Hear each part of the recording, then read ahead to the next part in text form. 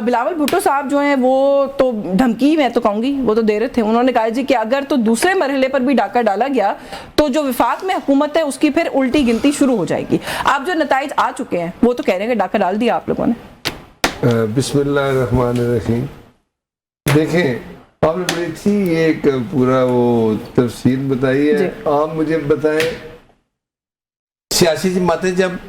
جاتی ہیں الیکشن لڑتی ہیں تو وہ یہ ہمیشہ یاد رکھیں مسلم لیگ نون پیپلز پارٹی یا کوئی بھی اگر کسی جگہ اتحادی ہے تو اس کا یہ مطلب نہیں ہے کہ ہم نے الیکشن میں ان کے خلاف الیکشن ہی لڑنا ہے. الیکشن ہم نے لڑنا ہے, ہم نے ان کی کہتے ہیں نا اپنا جو ہمارا بیانیہ وہ ہم نے بتانا ہے. پیپلز پارٹی کا اپنا بیانیہ ہے. اب یہ مجھے سمجھ نہیں آتی کہ پیپلز پارٹی والے میرے بھائی آج کل جب الیکشن تھا نا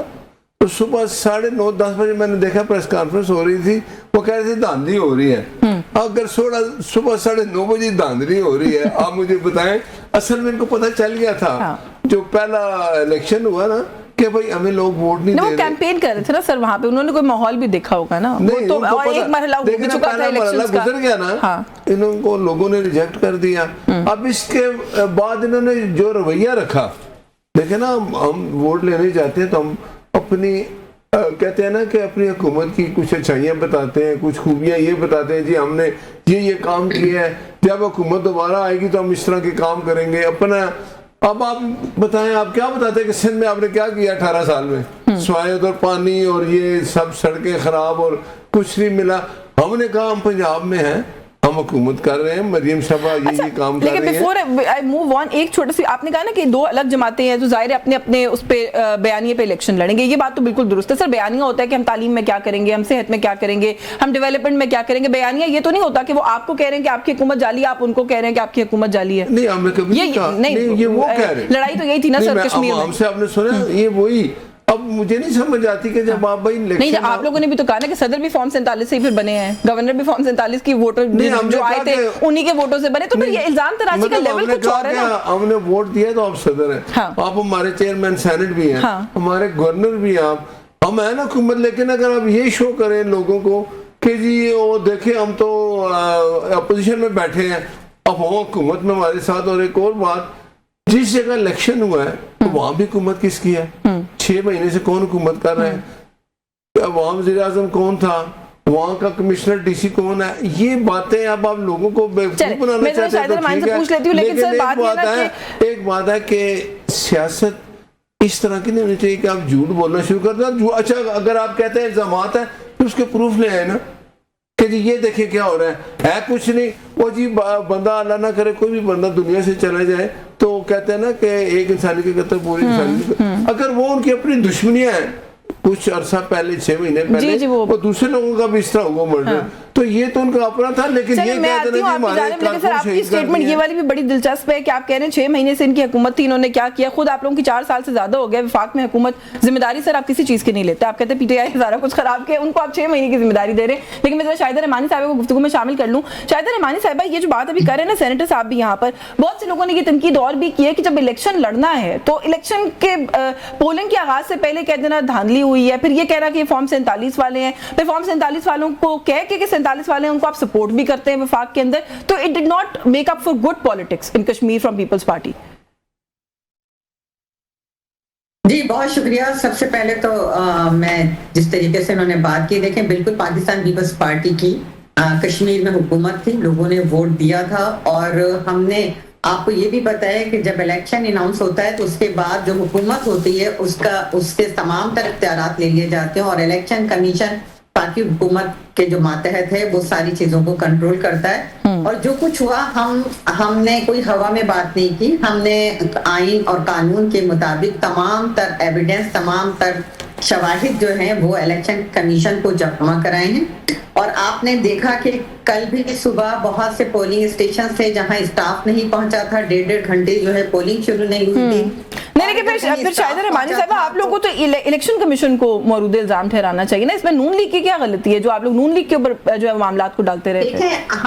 ہم نے جو کچھ بھی کیا الیکشن کمیشن کو, چونکہ وفاق میں نون لیگ کی حکومت ہے, نون لیگ نے اپنے تمام تر اختیارات, تمام تر وسائل اور وزراء کی ٹیم کے ساتھ وہاں پہ جو دعویٰ بولا ہے آزاد کشمیر میں, اور جس طریقے سے پولنگ اسٹیشنز پہ قبضے کیے ہیں، پولنگ ایجنٹس کو نہ صرف مار کر نکالا ہے، وہاں نون لیگ کے غنڈوں نے فائرنگز کی ہیں اور یہ کہتے ہیں کہ جی آپس کی دشمنی تھی، جب الیکشن کیمپین ہو رہی تھی تو کسی نے نہیں مارا، اور الیکشن کے دن ہی ان کو مارنا تھا کیونکہ ان کے غنڈے مسلح ہو کر آئے تھے اور انہوں نے ہمارے پولنگ ایجنٹس کو مار کے نکالا ہے، تشدد کیا ہے، فائرنگ کی ہے، حتیٰ کہ ہمارے نہیں جو آپ کہہ رہی ہیں یہ بڑا قابل مذمت ہے، لیکن رانا ثناء اللہ صاحب یہ کہہ رہے ہیں کہ جب ہم نے کہا کہ آئیے کے اندر اگر ہمارے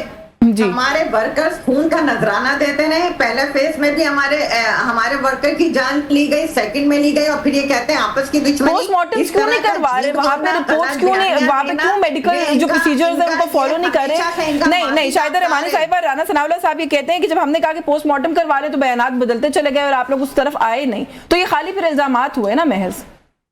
دیکھیں الزامات بالکل بھی نہیں ہے، ہر چیز کا ثبوت ہے، ہر چیز کے شواہد موجود ہیں، اور بالکل ہم اس کو ہر جگہ پر لے کے جائیں گے۔ رانا ثناء اللہ جس انداز سے خوبصورتی کے ساتھ وہ غلط بیانی پیش کرتے ہیں، جس چلیں میں سینٹر صاحب کی طرف لے کے آؤں گی، ذرا میں مبین صاحب کو مہارت حاصل رکھتے ہیں۔ ہاں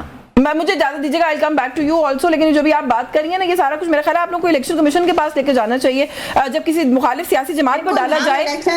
جی ہم الیکشن کمیشن کے پاس لے کر گئے ہیں، ہم نے تمام تر لیٹرز کا صبح سے جو کچھ ہو رہا تھا لکھنا شروع کر دیا تھا۔ آپ کو پتہ ہے مظفر آباد کی کیا صورتحال تھی، کس طریقے سے انہوں نے وہاں پہ چلے اچھا میں ذرا مجھے اجازت دیجیے گا مبین صاحب کو گفتگو میں شامل کر لوں، کیونکہ مبین صاحب آپ لوگوں نے الیکشنز میں حصہ نہیں لیا، کچھ پیشکش جو ہے وہ کی ہے بلاول صاحب نے، میں اس کی طرف آتی ہوں، لیکن ابھی ایک آبزرور پوائنٹ آف ویو سے اگر آپ سے سوال پوچھ لوں، آپ کو لگتا ہے وہ جس کشتی میں دونوں بیٹھے تھے سوراخ ہو گیا اس میں؟ دیکھیں ہم تو پہلے دن سے کہہ رہے تھے کہ 2024 والا جو الیکشن ہے وہ بھی ایسا ہی ہوا، اس کے بعد بھی جی بی والا الیکشن بھی ایسا ہی ہوا، یہ جو بھی کشمیر والا الیکشن ہے یہ بھی ہمیں پتا تھا ایسا ہی ہوگا، اور بلاول صاحب جو ہے وہ بھی یہ کہنا شروع کر دیا انہوں نے۔ بہتر تو یہی ہے کہ بلاول صاحب نے اگر یہ گفتگو کرنی ہے تو وہ حکومت کا ساتھ چھوڑیں، اپوزیشن بینچوں پہ آئیں اور تحریک انصاف کے ساتھ آ کے بیٹھیں۔ باقی رہ گئی سوراخ والی بات یا ان کے درمیان میں